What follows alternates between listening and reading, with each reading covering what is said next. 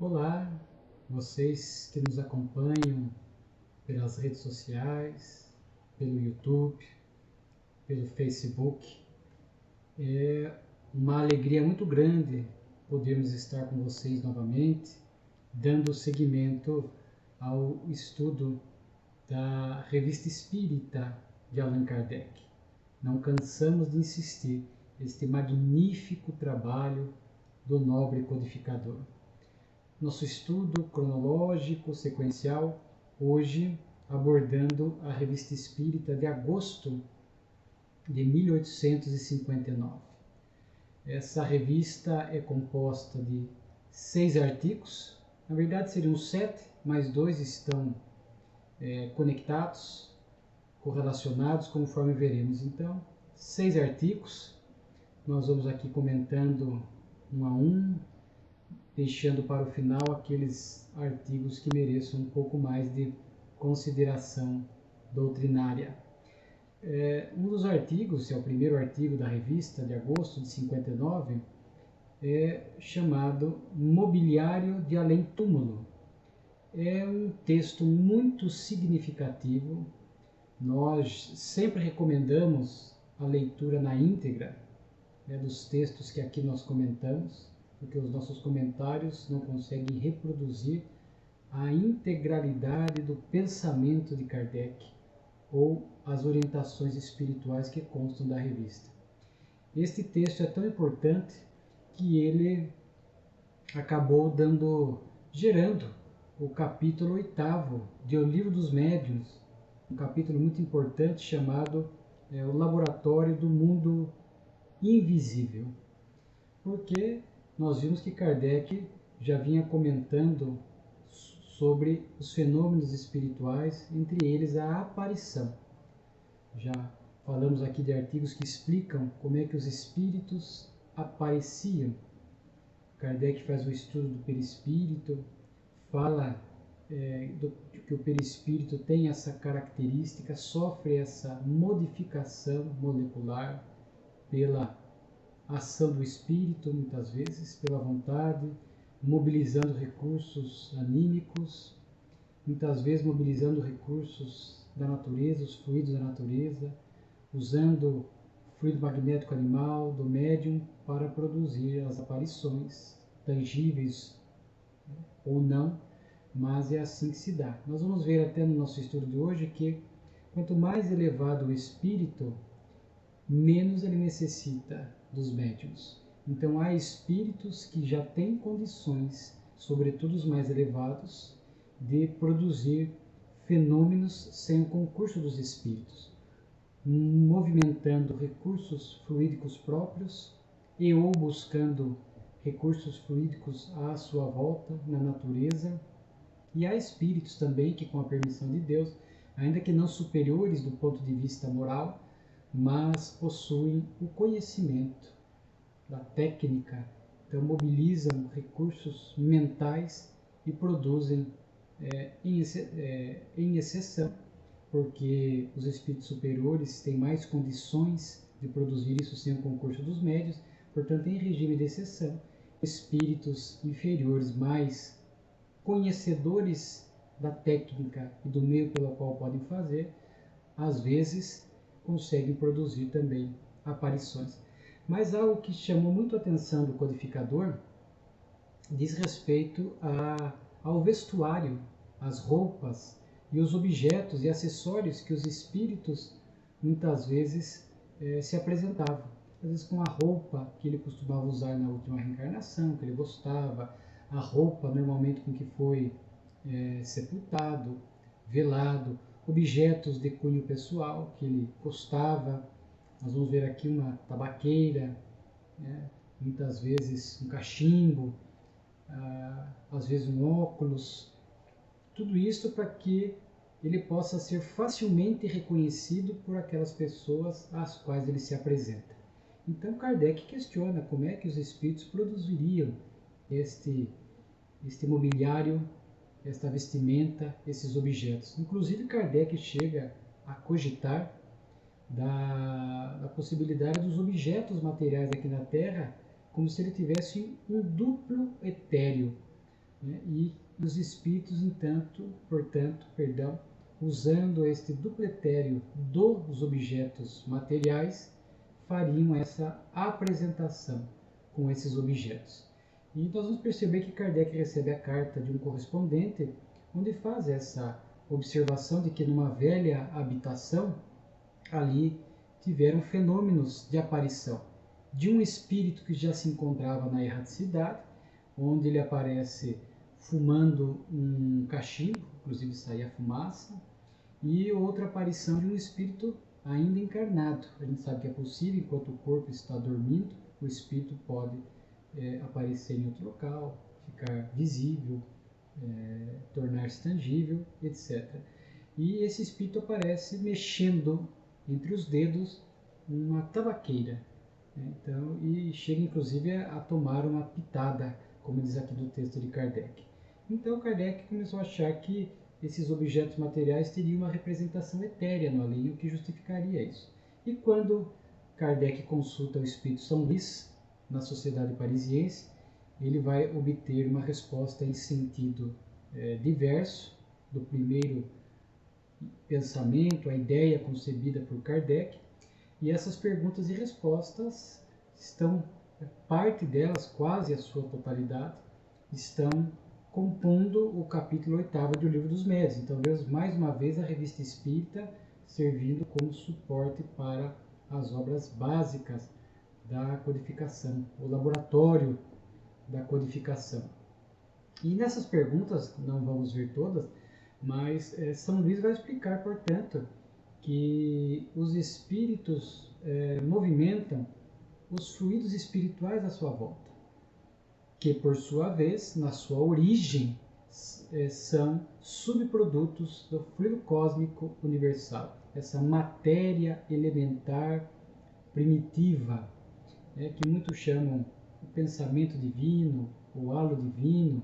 Portanto, é essa matéria elementar primitiva, criada por Deus. Alguns fazem relação com a ciência de hoje, dizendo que isso é a energia e a matéria escuras descoberta pela ciência. Alguns falam que é apenas a energia escura, outros falam que são ambos, energia e matéria escura, que compõem ambas praticamente 95% do universo conhecido, de forma que seria esta matéria cósmica provinda do Criador que permitiria esta criação de tudo o que nós conhecemos, desde da energia bruta, a matéria bruta, até estados muito sutis, desconhecidos por nós.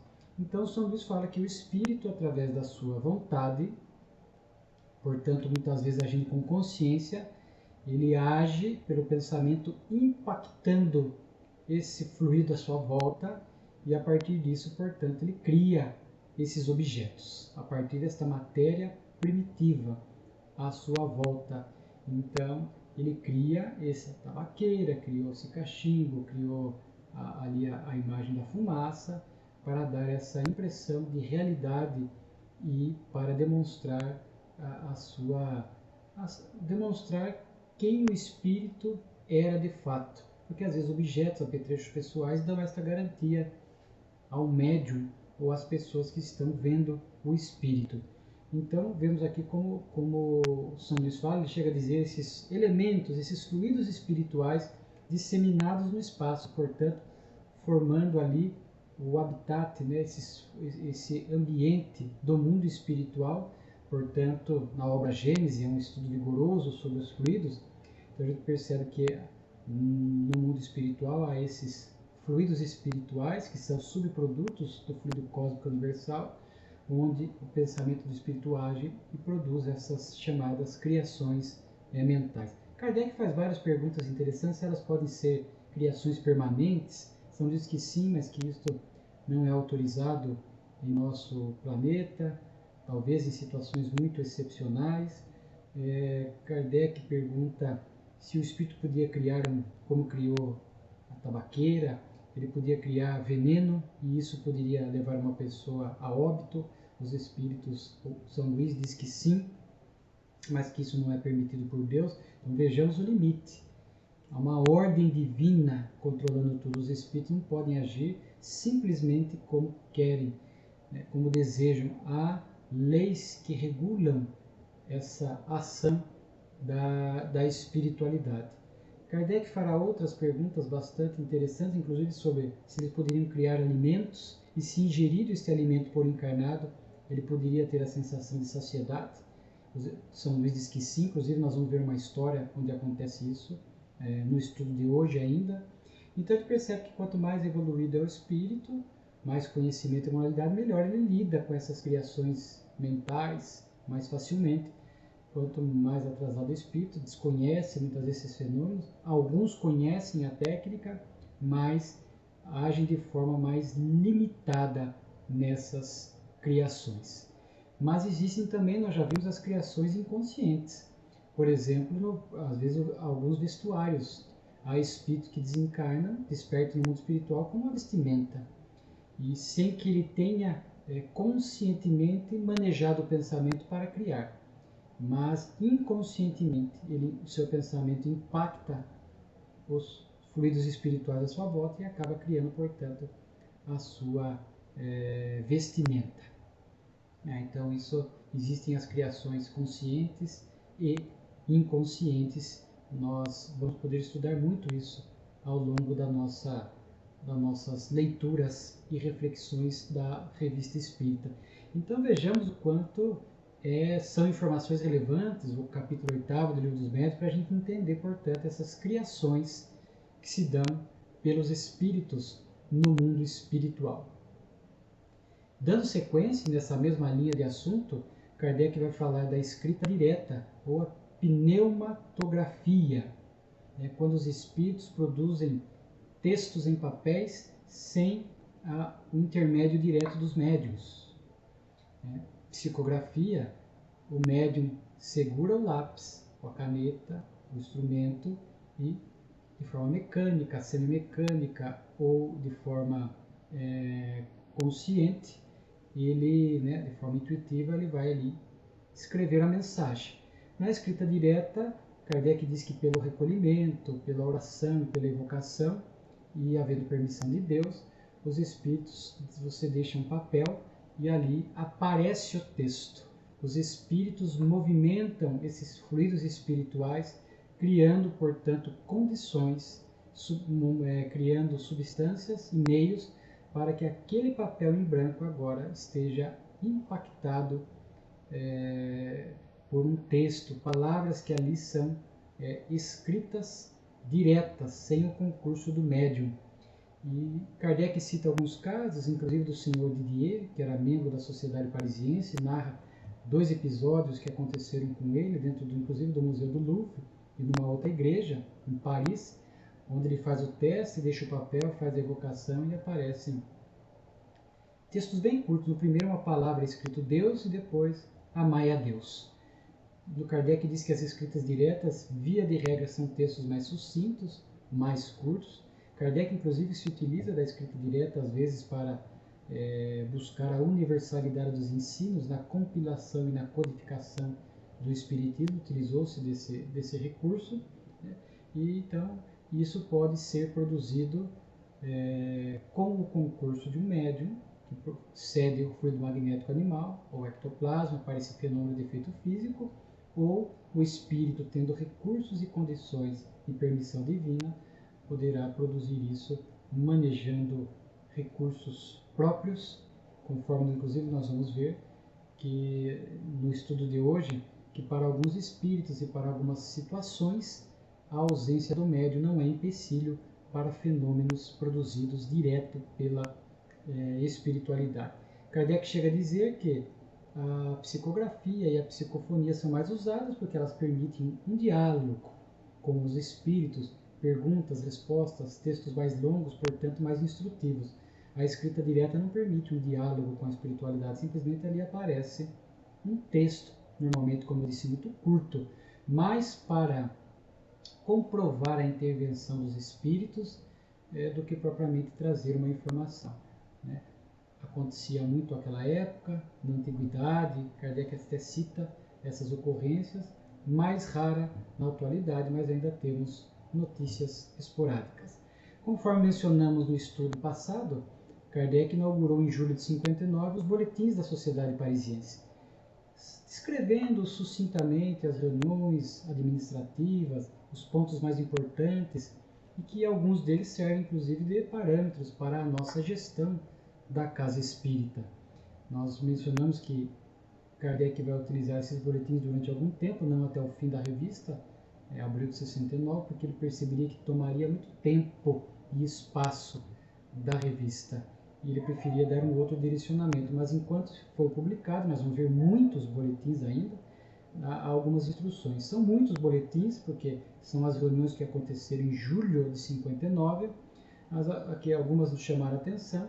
A reunião deles para a aceitação de 2 membros. Então, naquela época, na Sociedade Parisiense, havia um critério muito rígido para a aceitação de membros, porque havia, naquela época, os adversários, havia as pessoas meramente curiosas, que pouco acrescentariam na sociedade, já que a sociedade era para aqueles que realmente tinham o ímpeto e o desejo de estudar, e não apenas os mero curiosos que depois se desligariam. Então havia um critério, para... Hoje a Casa Espírita tem uma outra dinâmica de funcionamento, embora tenha os seus associados, conforme muitos estatutos das casas espíritas, que vão às vezes colaborar financeiramente de forma voluntária, que às vezes podem votar, naturalmente que aí pode haver critérios, mas para aquele que frequenta a casa espírita, adentra para o grupo de estudo, vai no dia de Evangelho e Passe, etc., naturalmente que há uma liberdade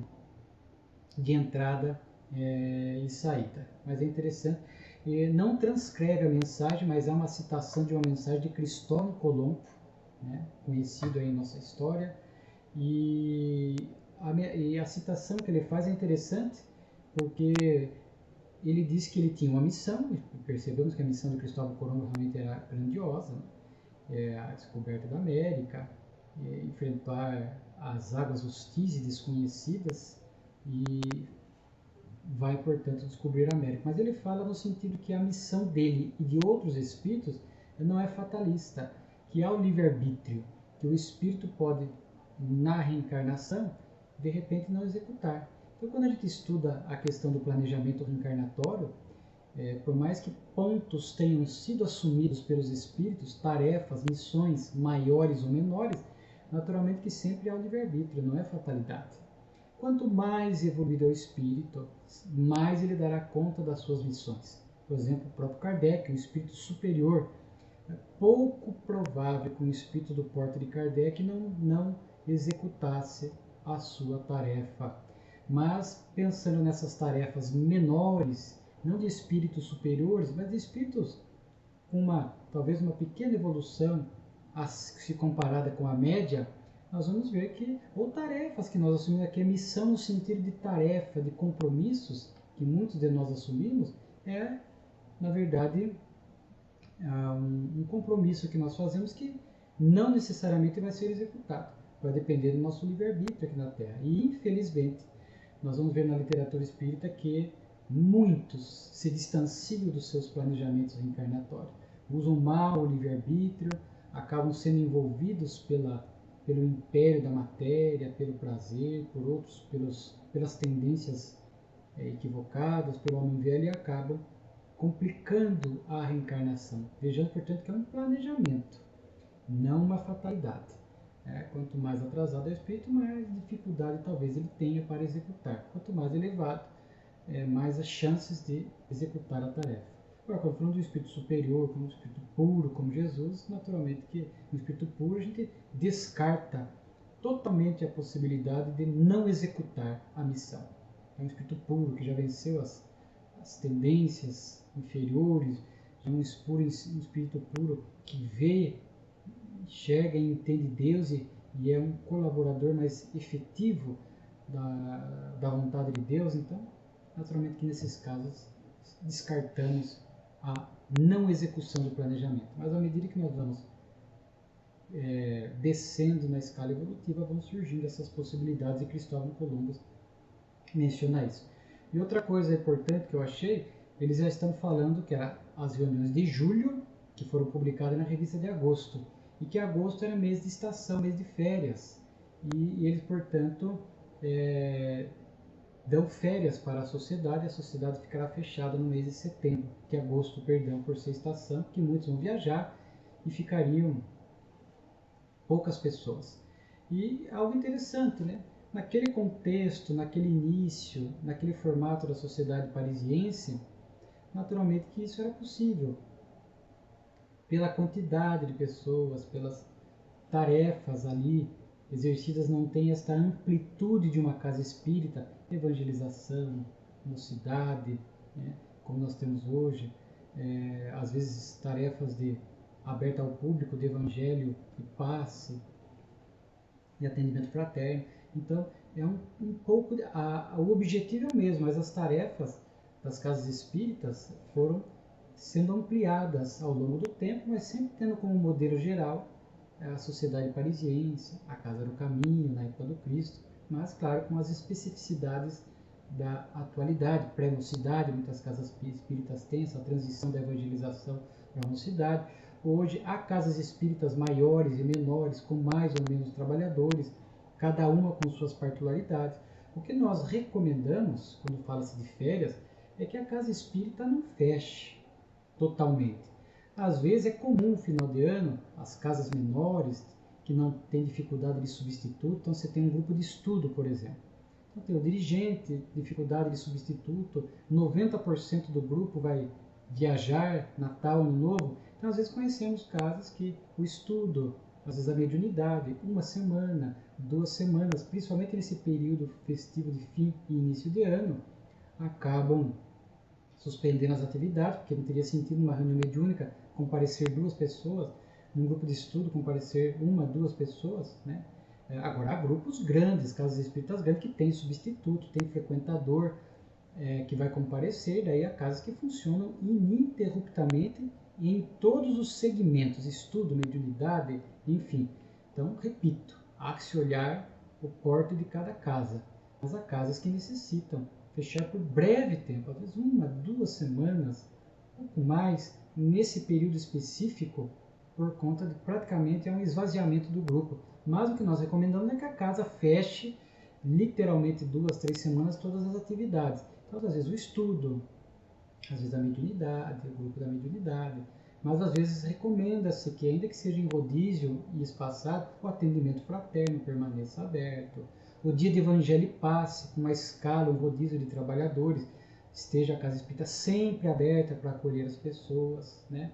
Então, a recomendação que a gente faz é que essas atividades dessa natureza possam estar abertas todo o tempo. Então, não é férias, quer dizer, uma casa espírita chega a dezembro, janeiro, fecha literalmente tudo, todas as tarefas, um mês e meio. Não se recomenda, né? Não se recomenda agir dessa forma. Cada casa com suas particularidades, procurando fechar o mínimo possível para estar aberto como hospital e escola da alma. E aí um artigo também que nós gostaríamos de abordar, que são aquele 2 em 1, uma história muito peculiar. Chama aqui um espírito serviçal. E aí Kardec tem a evocação desse espírito, então a gente une numa lição só. Kardec recebe uma carta de um correspondente narrando a história da senhora Mali e seus filhos, senhora Mali e seus filhos, 3 filhos, que moravam numa casa e havia um espírito familiar vinculado a eles que executava alguns pequenos serviços de casa, executava cuidados diretos com eles. Ela era médium desde criança, ela enxergava esse espírito como um clarão, uma centelha. As crianças viam o espírito sob a forma humana, então convivia como se ele fosse praticamente um membro da família encarnada. Se acostumaram com a presença daquele espírito, com a ação daquele espírito, só que era uma ação interessante. Tanto que ele, às vezes, um familiar doente, ele despertava na hora, chamava atenção e despertava para a hora de tomar o chá. Se tinha algum compromisso, chamava atenção para a hora de sair. Às vezes praticava algumas aparições desagradáveis. Às vezes, interessante, chegou inclusive, nós narrando aqui, a cuidar de uma filha doente, da senhora Mali. Ela estava doente e eles viam a criança fazendo movimentos de como se estivesse recebendo um alimento e ingerindo. E a criança fica 8 dias enferma e vai se alimentando dessa forma com o cuidado do espírito. Lembra que nós vimos, os espíritos podem criar alimentos que dão sensação de saciedade? Sim. Então esse espírito cria inclusive esse alimento para que a criança pudesse ir se alimentando nesse período de doença. Eles alugam uma casa num local perigoso com muitos ladrões, e esse espírito, ele chega até a dizer seus companheiros, evitaram alguns assaltos na casa. Olha que interessante. Então, como diz o título, é um espírito serviçal.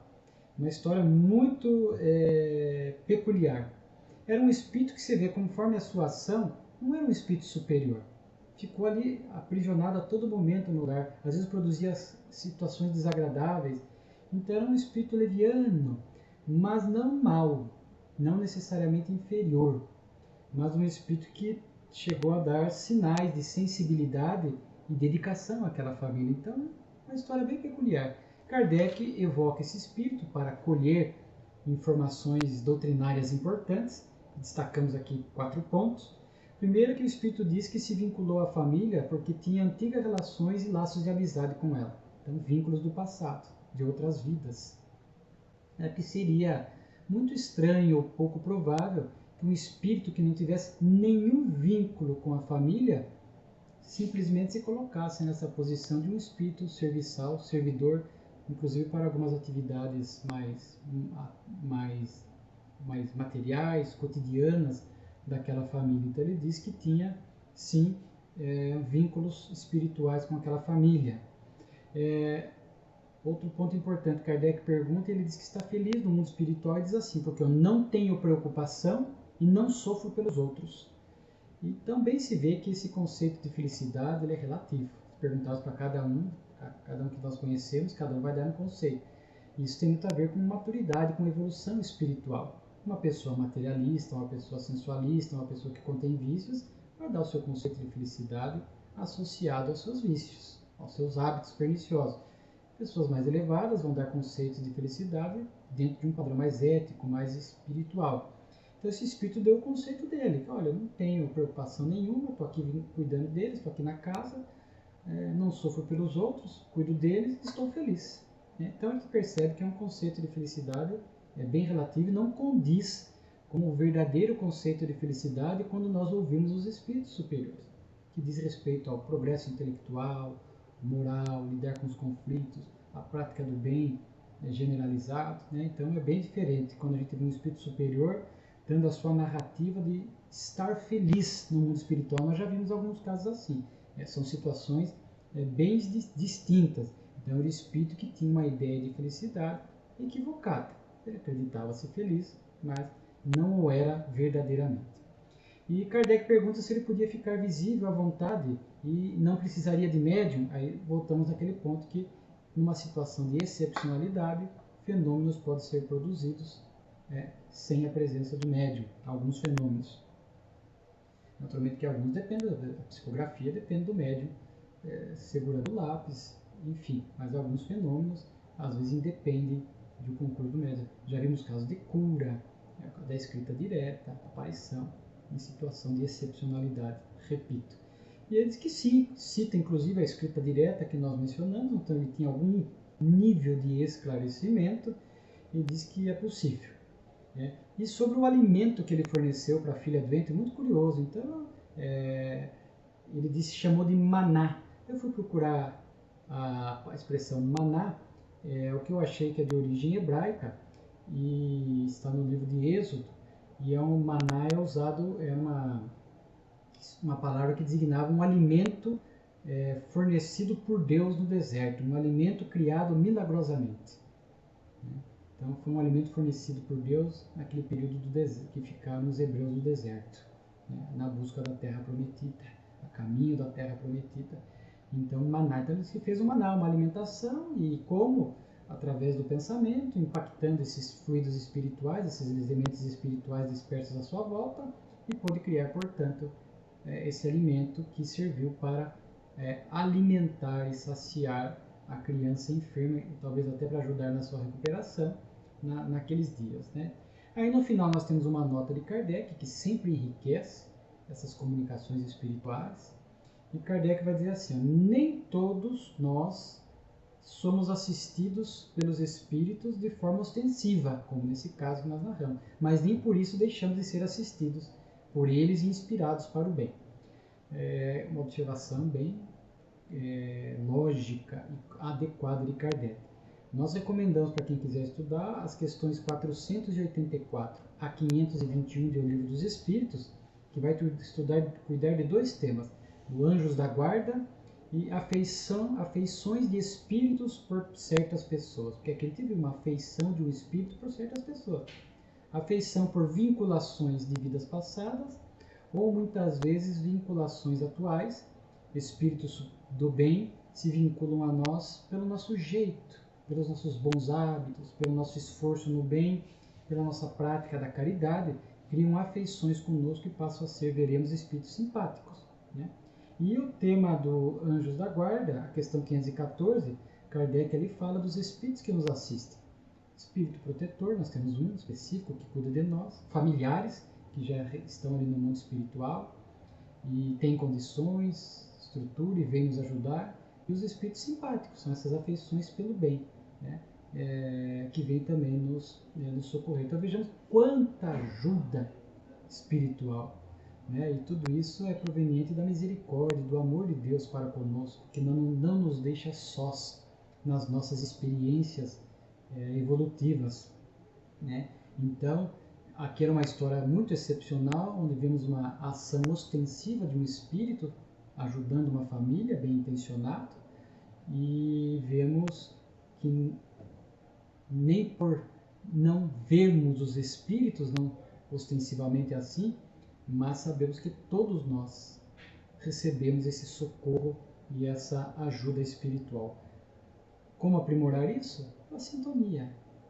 Aprimorar a sintonia, mas criar, através da oração, momentos, meditar, fazer esse recolhimento íntimo, esse silêncio interior, o esforço pelo bem vai permitindo esta sintonia com esses espíritos que virão nos inspirar, trazer ideias boas, adequadas, agem muitas vezes sobre o nosso físico, sobre a nossa saúde, a gente nem imagina que estão agindo, né? Sobre a nossa saúde, evitando males, às vezes a gente nem percebe, trazendo boas ideias, porque os bons espíritos não impõem, eles sugerem. O livre-arbítrio é nosso. Se nós vamos colocar em prática ou não essas boas ideias, a responsabilidade é nossa. Os maus também influem, né? Mas temos que ter este bom senso e, a grosso modo, conforme está em O Livro dos Espíritos, as boas e as más inspirações nós podemos distinguir, porque as boas sempre vão falar do bem, da prática do bem, das virtudes, não prejudicar ninguém, né? Estimular o nosso progresso espiritual, moral, e o mal vão dificultar, vão travar essas questões, né? Então, um pouco de maturidade, a gente pode fazer essa distinção. E por fim, muito também oportuno ver como está rica, como a revista Espírita é rica de lições, né? De coisas interessantes. Nós já vimos algumas aulas atrás alguns espíritos conhecidos que vêm nas palestras familiares além túmulo, né? Neste caso nós já vimos Goethe e outros, né? Mozart. Hoje nós vamos ver aqui duas evocações de Voltaire, né? O escritor e filósofo iluminista francês conhecido, Voltaire, e Frederico, que nós fomos pesquisar, foi Frederico II, o Grande, rei da Prússia.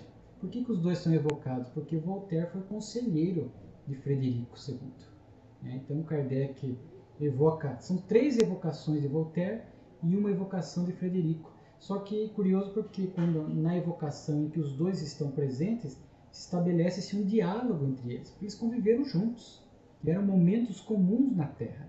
Ficou muito rica essa comunicação, vale a pena a leitura. Na primeira evocação de Voltaire, ele vai falar que ele já estava há 80 anos, né? Isso a gente vê pelas datas da evocação e da sua desencarnação, já estava há 80 anos no mundo espiritual, falava que estava, a gente percebe que ele trazia ainda alguns arrependimentos, né, algum sofrimento, mas estava assim relativamente no estado geral bem, porque em vida ele disse que eu fui muito orgulhoso, neguei a Deus e ataquei o Cristo. Hoje, diz ele, eu me arrependo. Reconheço quanto o orgulho me trouxe prejuízos espirituais. Negava a Deus por orgulho. Né? Já estudamos um pouco isso, o quanto o orgulho realmente dificulta os nossos passos de evolução. Projetamos virtudes que não temos, não ouvimos os outros, achamos sempre o dono da razão e da verdade. Então o orgulho cria realmente embaraços enormes para o nosso progresso espiritual, para a nossa lucidez. Então ele fala do orgulho. Embora ele diz, próprio reconhece, nós sabemos que teve uma missão importante, ele executou em parte a sua missão. Ele, fui ver, escreveu quase que 70, 80 obras, né? Tem ensaios de teatro, etc. E ele foi um iluminista importante. Né? Então ele teve um papel espiritual muito importante, porque nós sabemos que o iluminismo, realmente espíritos missionários reencarnaram na Terra. Isaac Newton, Locke e outros. Por quê? Porque o pensamento humano, a inteligência, a liberdade de pensar estava aprisionada pela religião dominante que queria impor a fé cega, ditar as conquistas da ciência, o que pensar e como pensar. Então, para que nós progredíssemos enquanto humanidade, individualidade, havia necessidade dessa ruptura, sair a ciência, né, que representa o conhecimento, o pensamento, desse aprisionamento da religião. E veio o iluminismo, o renascimento, depois o iluminismo, né, que houve essa ruptura entre ciência e religião. Foi importante isso, para que pudesse desenvolver o raciocínio, a liberdade de pensar, de questionar, de buscar conhecimento. Né? Isso foi muito importante, construindo a base, por exemplo, o Espiritismo, a fé lógica. Né? Hoje o Espiritismo trabalhando agora por esta união da ciência e da religião. Há um capítulo em um livro, em O Evangelho segundo o Espiritismo, Aliança da Ciência e da Religião, no capítulo 1, recomendamos a leitura. Então, Voltaire colaborou para o iluminismo que trouxe progresso, de uma maneira geral, para a humanidade. Ali na segunda evocação, Frederico já estava junto e eles entabularam um diálogo muito interessante. Ambos se recordam de equívocos morais praticados.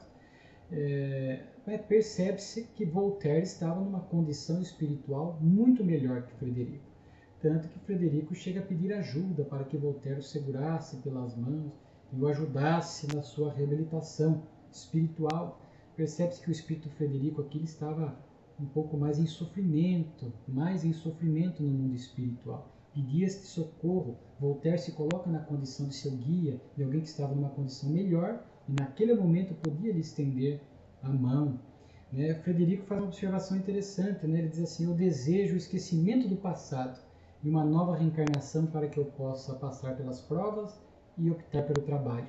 Veja só, o espírito quer, às vezes, né? Esses dramas de consciência que os espíritos que se equivocaram se encontram no mundo espiritual. Dramas de consciência, às vezes intensos, que traz aflição, traz inquietude, traz sofrimento. E o espírito vê a possibilidade, então, agora arrependido, de voltar ao cenário terrestre, à reencarnação, para reabilitar-se. E para muitos, o esquecimento por si só já é terapêutico. Né? Aliviar um pouco pelo esquecimento momentâneo do passado, isso não apaga as faltas, mas é um esquecimento, alivia um pouco o estado emocional desse espírito. Né? Ele pedia, então vemos muitos espíritos nessas situações, conforme narram as obras espíritas, com esses dramas e dores, pedindo a reencarnação, o esquecimento do passado, a oportunidade do recomeço. Então vemos aqui a bênção da reencarnação e a bênção do esquecimento do passado. Porque lembrar do passado, dos erros, das aflições, certamente dificultaria em nosso estágio evolutivo a nossa caminhada adiante, a nossa redenção. Então ele pede uma nova chance. Né? Então isso é muito interessante. E outra coisa que ele fala aqui que eu achei interessante, ele diz assim que o século em que vivemos nos glorificou pelas coisas que nós fizemos. Mas o quão pobre foi esse século? Porque ele sugere que não fizemos tudo isso. Né? Então vejamos que às vezes o espírito ou uma pessoa ela é aplaudida pela história e na verdade o seu drama de consciência diz que não foi bem assim. Então não adianta ser aplaudido pela história ou pelos outros quando a nossa consciência nos cobra e sabe que nós não fizemos dessa forma, não foi bem assim, ou ficou equívocos escondidos, mas que a pessoa, o espírito sabe. Ou o oposto também se dá. Às vezes a gente tem que buscar o aplauso da consciência, às vezes ninguém nos aplaude, ninguém reconhece e não é importante. Mas o importante é que a nossa consciência esteja em paz, mostrando que nós estamos no caminho adequado. Então é a consciência, o nosso juiz, o nosso sensor, né, para dizer se estamos em acerto ou erro. Não adianta o aplauso ou a crítica se a nossa consciência não está alinhada, não está em paz, né? Então Frederico faz essa observação. E depois, então percebe-se um espírito arrependido que iria recomeçar a sua trajetória, né? E ajudado agora por Voltaire. E Voltaire, na sua terceira evocação, é algo extraordinário. Que Kardec havia pedido para ele uma dissertação sobre as suas ocupações no mundo espiritual. Voltaire disse que não se sentia em condições de falar disso. E Kardec pede uma dissertação sobre o Cristo. E ele aceita. Ele volta um texto bem curto, porque ele havia atacado o Cristo, né, havia negado a Deus, e agora nessa simples dissertação nós vamos ver o arrependimento e a retratação de Voltaire. É maravilhoso. Ele vai falar: agora eu reconheço que o Cristo é de uma superioridade incomparável. Né? Ele chega a usar de uma superioridade, de uma dedicação e de uma santidade, referindo-se à elevação espiritual do Cristo, do governador espiritual da Terra. É bonito ver essa retratação, porque Voltaire vai chegar aqui, num dado momento, vai falar: eu amo o Cristo. Olha só, para quem atacou, para quem desdenhou, agora é um processo libertador. E isso serve para nós. Porque quantos de nós, no passado, em outras vidas, até pouco tempo, ou ainda nesta reencarnação talvez, negamos o Cristo, ignoramos o Cristo. E agora não demos valor aos ensinos do Cristo. E hoje, sob as luzes do Consolador prometido, ou quem não é espírita, né, nas luzes da sua religião, mas falando especificamente do Espiritismo, falando que tirou o Cristo da cruz, nos apresentou o nosso irmão querido, acessível, perto de nós. Né? E agora a gente tem condições de, como Voltaire, nos retratar e intimamente dizer: eu amo o Cristo. Eu amo o Cristo. E a nossa retratação, ela pode ser agora atestada pelas nossas atitudes. Não atitudes santas e perfeitas, não é do nosso estágio de evolução, mas o esforço por alinhar o nosso comportamento, o nosso pensamento, o nosso sentimento às diretrizes do Cristo, às diretrizes do Evangelho. Este é o atestado da nossa retratação. E hoje podemos reconhecer, como fez Voltaire, que nós amamos o Cristo e nos sentimos amparados, protegidos e sempre acolhidos por Ele. Né? Olha que mensagem linda de Voltaire, que no próximo estudo, setembro de 59, voltará numa nova comunicação e aí vai trazer detalhes desse período antes do seu arrependimento de sofrimento no mundo espiritual, as regiões de sofrimento pelas quais ele passou. Vai ser um relato também de muita instrução e informação para nós. Vejamos aí a riqueza da Revista Espírita de Kardec. Muito obrigado pela atenção de vocês e desejamos que fiquem em paz.